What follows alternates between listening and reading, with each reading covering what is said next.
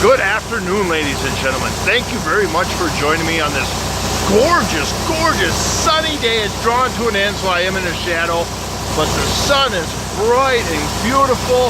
The air feels like it's 4 above out. Man, what a fantastic day. Got a little bit of combining done today and just putting it in the bin right now. But today I was thinking about my lessons learned from 2017 and how I can carry them and make 2018 better. And the big lesson this year, 2 of them. 1, Mother Nature is king. Ain't nothing I can do, no matter how good I do my fertility program, no matter how good I select seeds and hybrids and put them in the ground with the most care. At the end of the day, Mother Nature wins. And so we need to be adaptable and try and beat Mother Nature. And this year, planting date was a big one. I waited and waited and waited. So when it came late April, early May is kind of early anyhow. But when them were looking tough, you're like, oh, we got plenty of time. Well, then when it got to mid-May, you're like, okay, we're starting to get to our normal. Should have some percent done, and at the end of May we should have been done, and that's when we finally are like desperate times for desperate measures got rolling.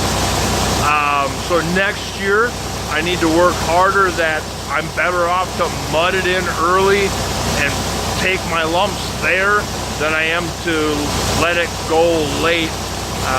You can see it on the yield big time this year. Things that were planted close on time did tremendously better than things that were planted a little bit late. Now, had it been a different year like 2015, that would have made up for it, but we can't count on that. We need to count on horrible, horrible weather years like this year, and we need to be prepared for them. The other big thing was I had a lot of ground this year that it was its first year of the strip till with my fertility program in it, and you're not taking that away from me. It was pretty remarkable to see on some of them grounds where there's a historic spot of very poor yield that the strip till did a great job, and the shank style strip till that I built really handled. It helped the crop handle this extremely wet weather that we had this year. It helped the water get away from the seedling, and so moving forward, 100% work harder on timely planting and get more acres onto that strip till program, because it cleaned up a lot of issues that we have in no-till, and it made doing full tillage in this area look stupid. Plain and simple. When you had a spot that I was doing full tillage, and historically it was a 40 to 60 bushel corn spot, even on the 2 best years coming off of 2015 and 2016, 2 best years in the recent history, in lifetime history for some of us.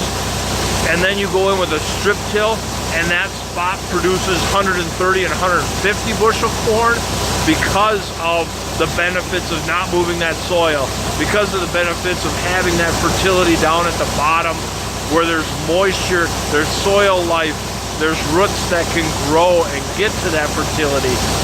Bar none, the full tillage was not doing that, and the no-till was not doing that. The no-till had its improvements over full tillage on that area, but yeah, seeing how that strip till really helped kind of flood-proof some of these acres, so to speak. Yep. We're gonna keep on keeping on with that program. Timely planting. Next year we're gonna move forward with a whole lot of research on soybean population. Probably dial back some of the corn population, because since Mother Nature's king, I think next year we're gonna work harder at being average. I don't want to swing for the fences and try and get a home run next year.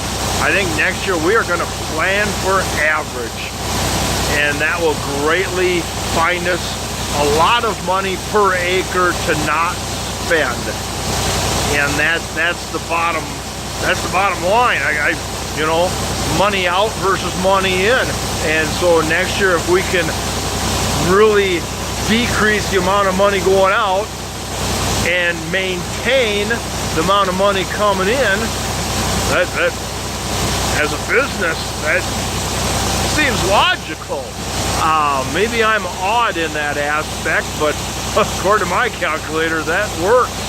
And so yeah, otherwise I'm extremely happy with how a lot of this stuff went, even though it wasn't a great year. There were pretty much the only two major lessons learned this year. I don't know what else to think about or to say. That's about it. My wagon's almost empty. I'm going to leave you guys with that food for thought. Feel free to ask questions, and we'll see you next time.